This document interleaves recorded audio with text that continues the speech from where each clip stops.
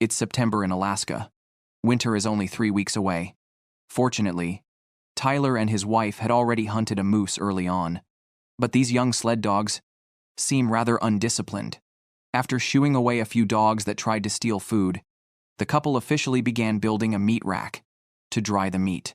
By local custom, without a refrigerator, people usually hang meat in well-ventilated areas. When Alaska's cold sets in, the whole world becomes a natural freezer. Of course, to prevent grizzlies from stealing the meat, they hang it as high as possible. Tyler also ties many dogs nearby, so even if a grizzly comes, it will think twice. After building a very sturdy wooden frame, the couple got to work. They hung most of the meat on this wooden rack. This winter, the couple's main food source will be this moose. After hanging the 4 moose legs and several ribs, the couple split up to continue their tasks. Ashley stayed home to sort out some of the moose meat they had cut. These prime loin cuts would be processed into steaks, and some would be cured. Ashley really enjoys curing moose meat. Maybe it tastes better that way. In any case, with such good meat in front of them, they could eat it however they liked. Meanwhile, Tyler went into the forest to retrieve the rest of their prey. On the night of the hunt, the couple had already taken most of the meat back, leaving behind some bones, the moose head, and a large piece of moose hide. When Tyler arrived at their hunting spot, he noticed wolf tracks in the snow. A recent light snowfall had made the prints very clear. This reminded Tyler of the pile of entrails they had left behind. Usually, animal entrails would attract many bears or wolves. Though unsure of the current situation at the hunting site, Tyler decided to check it out. If he happened to encounter a bear, he'd be lucky. So he loaded his gun and went over. The result was obvious. Finding food in nature is tough. If he had really expected to find something today, he was delusional.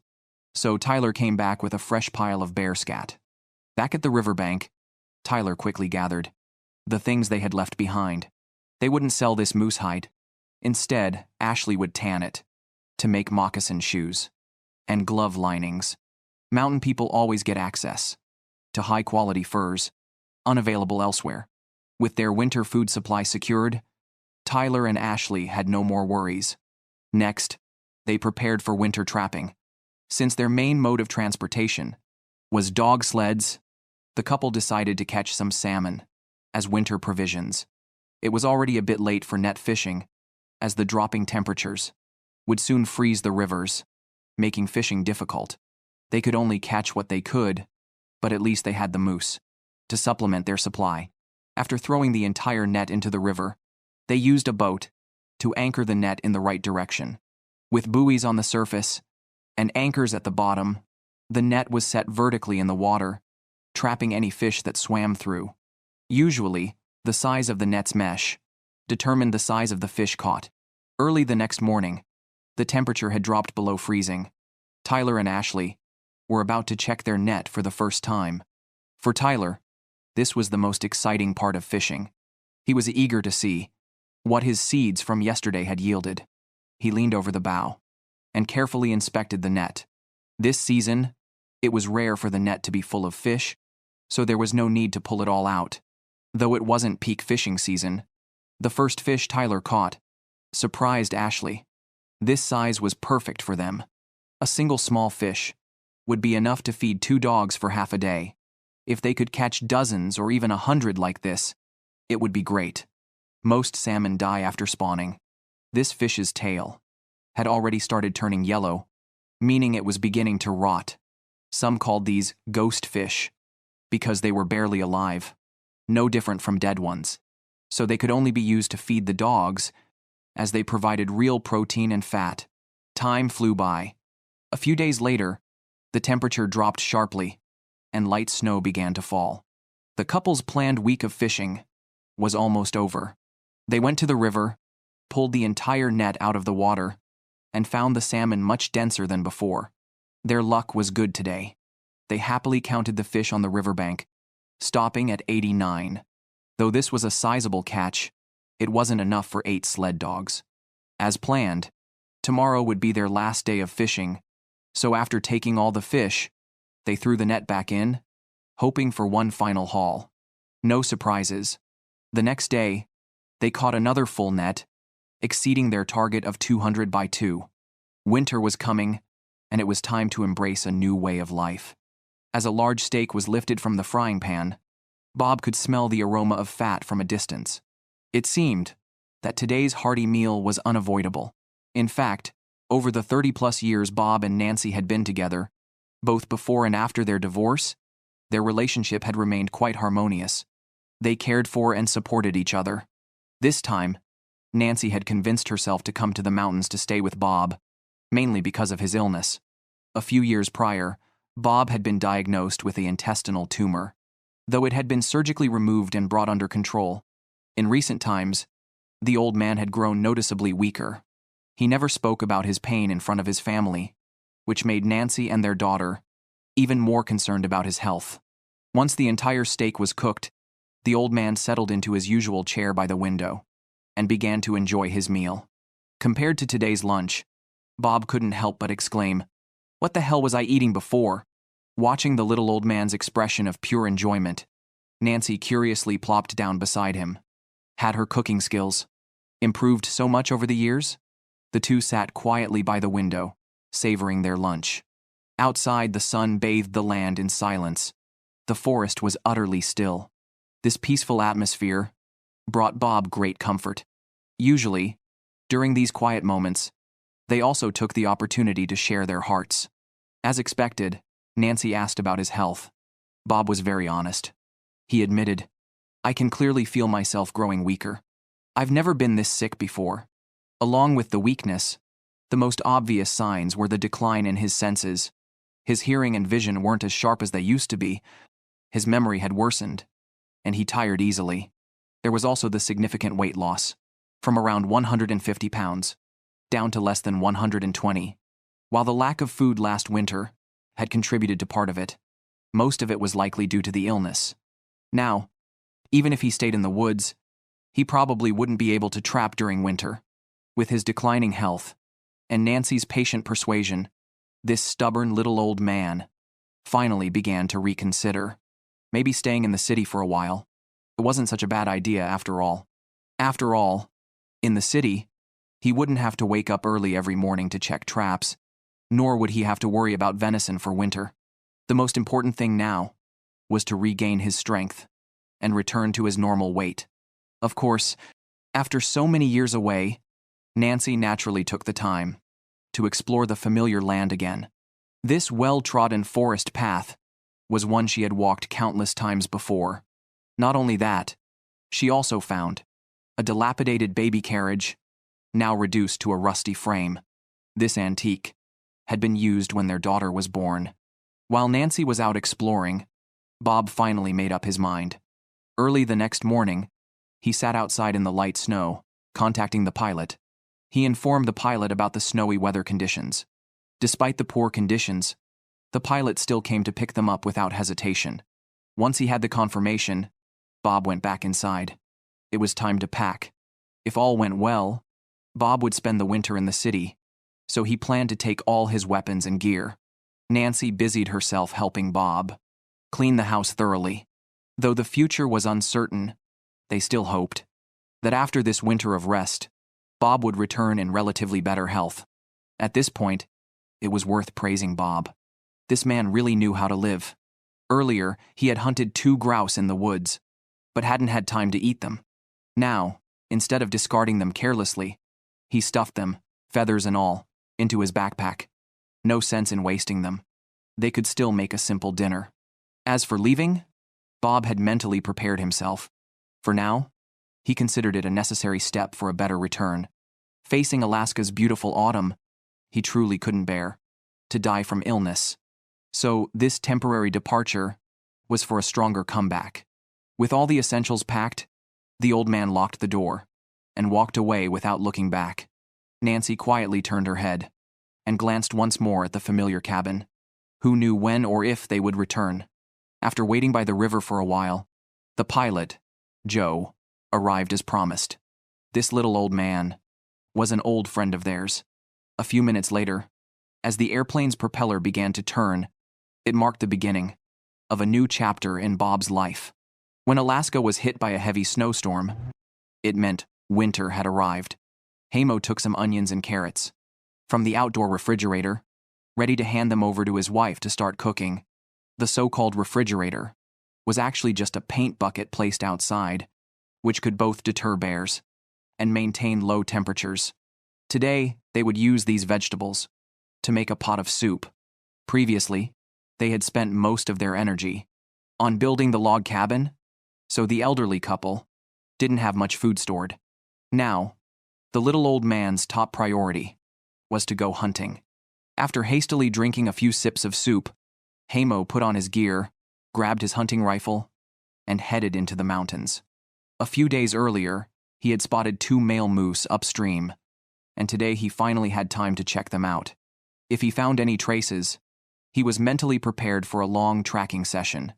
As he rode his motorcycle upstream, Hamo complained about how late the season was this year. Usually, by the time snow fell, he would already be setting traps, but now he had to prioritize getting meat first. Before he could finish his grumbling, he noticed wolf tracks in the snow ahead. When he got down to examine them closely, he realized there were actually 6 wolves. All 6 were heading in the same direction upstream. This made Hamo worry about his hunt, as wolves, being the top predators in the forest, were highly intelligent. But moose weren't stupid either. So when wolves were around, moose were usually harder to find. With a nervous heart, Hamo got back on his motorcycle and followed the river upstream. Soon, a suspicious object appeared in the snow ahead. From this distance, the old man couldn't tell if it was a moose or a wolf. Only when he got closer did he see. It was a moose killed by wolves. The scene was puzzling.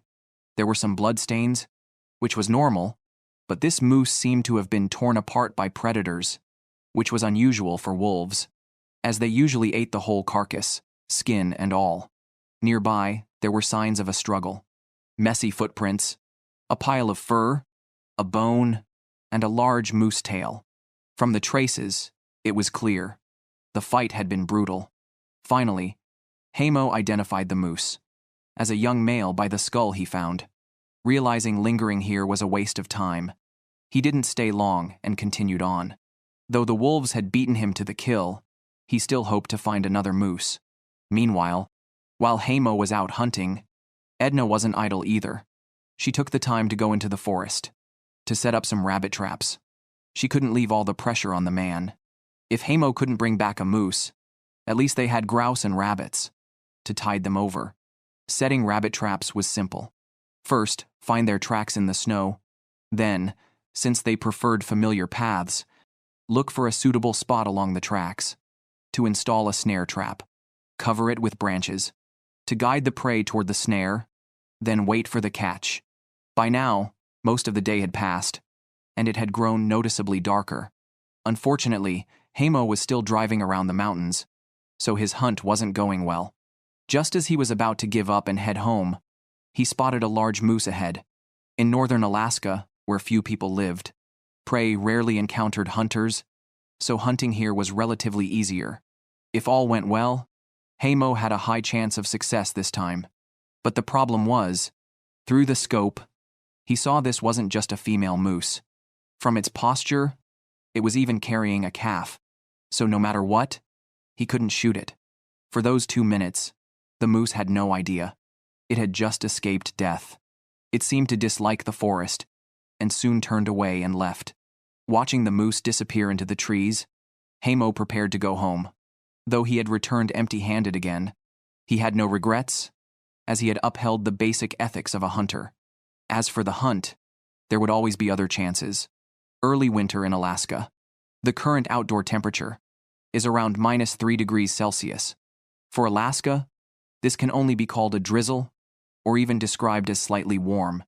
Though the temperature isn't very low, it does mean winter has arrived. For mountain people, winter usually marks the start of trapping season. Today, Tyler and Ashley plan to make a long detour along their 120+ kilometer trapping line. They've built many cabins along this long trapping route as way stations, so this trap check counts as a small, long-distance trip. After helping Ashley gather necessary supplies, Tyler quietly stepped out, bringing along the dried fish they had prepared earlier. These were for the sled dogs to replenish their energy on the road, and some would also be used as bait to trap marten. Ashley, meanwhile, prepared a large pot of popcorn for the trip. With snacks, the journey wouldn't be too boring. After securing each sled dog in place, the couple officially began their first round of trap checks for this winter. This year's sled dog team includes not only the original 6 large dogs, but also 2 new puppies. They're still too young to work, so Tyler let them follow behind the sled, hoping they'd learn by watching. When the team reached the small river, Tyler remained as cautious as usual. After carefully checking the ice thickness, he quickly led the team across. His attention to detail was far more meticulous than some people's driving. After crossing the river, they soon arrived at the first trap site. No sooner had the sled stopped than Tyler knew there was prey in the trap. It wasn't because his nose was sharp. The sled dogs' noses were far more sensitive. Every winter, Tyler catches a large number of lynx. After skinning them for sale, the lynx meat is used to feed the sled dogs. That's why the dogs' excitement was a clear sign of what was in the trap. After collecting the first prey of the year, Tyler quickly reset the trap. He covered it with wax paper to prevent freezing, then lightly covered it with soft snow for camouflage. Finally, he stuck some branches in the ground to keep the bait from being easily eaten, allowing him to wait for the next catch. Busy days always pass quickly. 4 weeks into trapping season, December arrived with its cold. At 8 a.m., Tyler and Ashley got up and made some fried grouse pieces for breakfast. After breakfast, they continued checking their trapping line. Unlike usual, today on a lake, they tested the 2 young dogs. Normally, Tyler and Ashley's 2 sleds were hitched together, but today, they let the 2 puppies pull Ashley alone. The results were surprisingly good. The little ones pulled quite hard. Later that day, Tyler caught a small marten. He proudly showed how well-behaved the sled dogs were. They knew how valuable fur was to humans, so they never bit the prey on the ground. They just sniff curiously and drool silently. When half the day had passed, the sled team's pace slowed. Their energy was running low, so Tyler gave them some dried salmon as a snack. To rest and recover, he and Ashley sat on the snow, enjoying the popcorn Ashley had prepared earlier, chatting leisurely, and admiring the snowy scenery. Whether it was romantic or not, this was their daily life. Besides each other, they were accompanied by these furry companions, and this was how they'd spend the entire winter. In the dimly lit cabin, Hamo and his old woman huddled together counting noses. Now in Edna's hands were 8 tiny black noses. This was the couple's daily task, packing the dried marten pelts into neat bundles to be sold after the trapping season. It was their main source of income. After gathering all the furs, Hamo prepared to head into the mountains to hunt. Though during trapping season, the old man went into the mountains every day, their meat supply was running low. By tradition, they would kill a moose in autumn to prepare for winter. But this year, their hunting had failed, and building a new house had delayed them. After putting on a grayish-white coat, Hamo habitually stuck his hands in his pockets. Before going out, only to awkwardly reveal his right hand. He had planned to go out like that, but Edna wouldn't allow it. Though there was no one else around, Edna refused to let her husband go out in tattered clothes. So she quickly stitched up the coat before letting Hamo leave. Over the years in the mountains, the little old man had been quite lucky. In decades past, only in the winter of 1977 had he failed to catch any game. Every other year, Hamo had bagged at least 1 deer. That harsh winter, he had survived on rabbits, grouse, ptarmigans, and muskrats, so the forest had been kind to him. Once in the mountains, Hamo made straight for a small lake. While trapping, he had often seen many deer there. To improve his hunting efficiency, he naturally checked there first. If luck was on his side, he might be done in 2 hours. Moose often lingered by lakes for a reason. In winter, food was hard to find, so tender willow branches were their favorite. But today, the old man's hunt wasn't going well. When he wasn't hunting, he often saw them in groups, But now, when he needed them, there wasn't a single one in sight. After wandering around the woods for a while, Hamo reluctantly got on his motorcycle and headed upstream. For Hamo, the best part of hunting was tracking the prey, as it tested a hunter's experience and judgment. Once the prey was found, all it took was patience and marksmanship. No problem for him. Though he hunted in the mountains every year, this little old man never considered himself a hunter, as he only killed animals to survive. He followed the river, his eyes scanning the surroundings. Finally, on the other side of the river, he spotted a moose at the edge of the woods. To avoid scaring the prey, Hamo stopped his motorcycle far away and observed through his rifle's scope. He confirmed it was a huntable moose. After verifying it was a healthy adult male, Hamo turned to the filming crew, telling them to stay low and still. Then he signaled the cameraman to sit behind him, as he slowly approached on the motorcycle. At about 300 yards, Hamo racked the bolt, loaded a round, and urged everyone to stay low. As they crept forward, with a gunshot, the moose was clearly dead. Even before Hamo fired, the animal had sensed danger. It was killed mid-gallop. Hamo's marksmanship was truly excellent. After riding closer, the old man couldn't help but boast to the crew. 300 yards, one shot, moving target. Not many could do that. But bragging aside, work still needed to be done. This big animal meant plenty of ribs and burgers ahead, but cutting up the meat was hard labor. Next, the little old man, panting, gutted the moose completely, skinned it, and cut the meat into manageable pieces for transport and storage. Though the hunt had gone well, all this had taken hours. Later, when Hamo returned with the kill, the couple built a meat rack in the yard. With winter coming, the meat would freeze, preserving it. To keep mice away, they made the rack as high as possible. Bears were already hibernating, so they didn't need to worry. After propping a log against a tree, Hamo tried to secure it with rope, but the rack was too high, so he had Edna stand on a plastic bucket while he lifted it up with his head. The old couple muttered to themselves, each with their own worries. Edna kept reminding Hamo to hold on, not to fall. Hamo, meanwhile, regretted letting his wife get so heavy. In less than a minute, he was struggling to keep up. They bickered until Edna finally tied the rope, only to be mocked by Hamo. What kind of knot is that? That night, Hamo and Edna cooked the moose's heart and kidneys, the old man's favorite. Though they looked black and unappetizing, they tasted delicious. Back when they were younger, the couple had eaten raw deer stomach, quite a sight. As they enjoyed dinner, Hamo mentioned his plans for the next day. Now that food was secured, he would spend the following days trapping marten in the mountains,